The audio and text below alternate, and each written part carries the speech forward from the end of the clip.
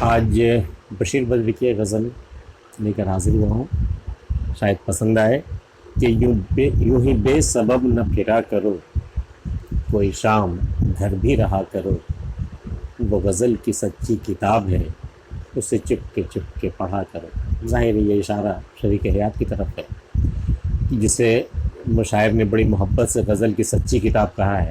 گویا ان کے علاوہ جو بھی ہے آپ کی زندگی میں وہ کم از کم سچی کتاب تو نہیں ہے۔ غزل کی کتاب ہو سکتی ہے لیکن وہ سچی کتاب نہیں ہو سکتی۔ تو یوں ہی بے سبب نہ پھرا کرو، کوئی شام گھر بھی رہا کرو، گھر میں بھی کوئی شام گزارا کرو، ادھر ادھر شام گزارنے سے کوئی حاصل نہیں ہے۔ اور وہ غزل کی سچی کتاب ہے، اسے چپ کے پڑھا کرو، تبھی سمجھ میں آئے گی کہ وہ غزل کی کیسی سچی کتاب ہے۔ اور کوئی ہاتھ بھی نہ ملائے گا جو گلے ملو گے اتفاق سے، یہ نئے مزاج کا شہر ہے، ذرا فاصلے سے ملا کرو۔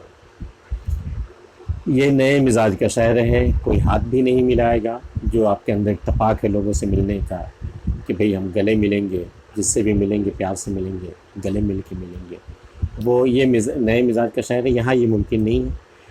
اس کی کچھ مثال ہم نے پچھلے دنوں کورونا کے دور میں دیکھی ہے، کوئی ہاتھ بھی نہیں ملاتا تھا، گلے ملنا تو دور کی بات ہے۔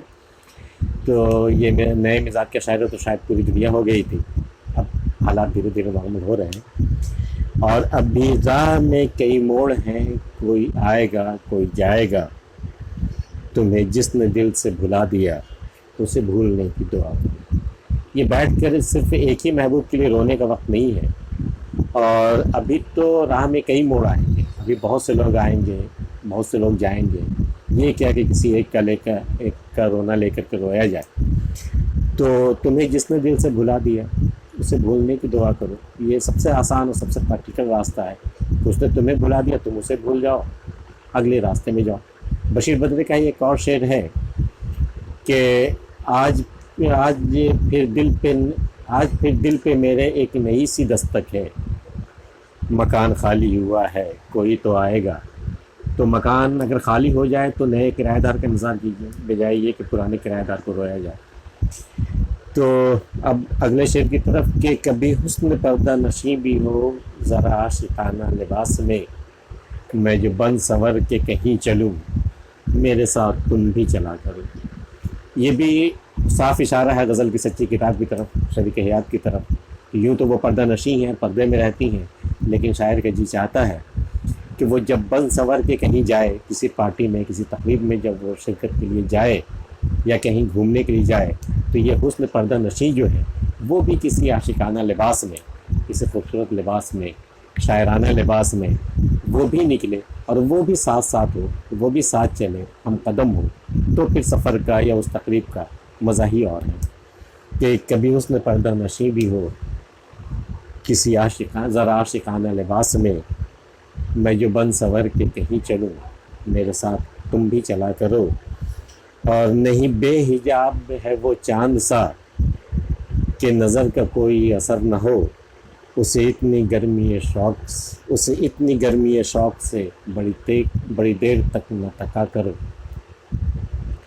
چاند کا حسن دنیا جانتی ہے کتنا حسین شے ہے وہ بھی، لیکن بڑا بے حجاب ہے، اس سے کوئی فرق نہیں پڑتا اس سے کون کس نظر سے دیکھ رہا ہے، کتنے شوق سے دیکھ رہا ہے، کتنی گرمی شوق سے دیکھ رہا ہے، اس سے کوئی فرق نہیں پڑتا۔ اس سے وہ بے حجاب ہے، وہ اپنا حسن لے کر کے سامنے ہے، جسے دیکھنا ہے وہ دیکھے۔ لیکن یہاں جس حسن کی طرف اشارہ کر رہا ہے وہ چاند کی طرف بے حجاب نہیں ہے، وہ نہیں بے حجاب وہ چاند سا کہ نظر کا کوئی اثر نہ ہو، اس پر نظر کا اثر نہ ہو، ایسا نہیں ہو سکتا۔ یہ سانس لیتا ہوا حسن ہے، یہ اس کا اثر ہوتا ہے۔ اور اسے اتنی گرمی شوق سے بڑی دیر تک نہ تکا کرو۔ اگر تم نے بھی چاند کی طرح اسے بھی بہت دیر تک گرمی شوق سے تم نے تکنا شروع کر دیا، تو یہ چاند نہیں کہ اس پر اثر نہیں ہو، بلکہ اس پر بہت بری طرح اثر ہونے والا ہے، اور پھر ظاہر ہے کہ اس کا نقصان بھی ہونا ہے، تو اسے نقصان پہنچانے کی ضرورت نہیں ہے۔ وہ چاند نہیں ہے، وہ بلا سے چاند کی طرح حسین ہے، لیکن وہ چاند نہیں ہے، اسے تکتے وقت اس بات کا دھیان رکھا جائے۔ اور یہ خزاں کے زرد سی شال میں جو اداس پیڑ کو ٹاس ہے، یہ تمہارے گھر کی بہار ہے، اسے آنسوؤں سے ہرا کرو۔ یہ ذرا سا مشکل سے نہیں ہے، لیکن اس آسانی سے صرف اس طرح سمجھا جا سکتا ہے کہ یہ خزاں کی زرد سی شال میں کوئی شخص ہے جو روٹھ گیا ہے آپ سے، کوئی ہستی ہے جو آپ سے روٹھی ہے، اور ایک خزاں کا رنگ اس نے اپنے اوپر ایک شال کی طرف اپنے اوڑھ رکھا ہے، اور ایک پیڑ کی طرف ہے، پیڑ کے پاس ہے، لیکن وہ بھی اس کی اداسی میں رنگ کر کے وہ پیڑ بھی اداس سا لگ رہا ہے۔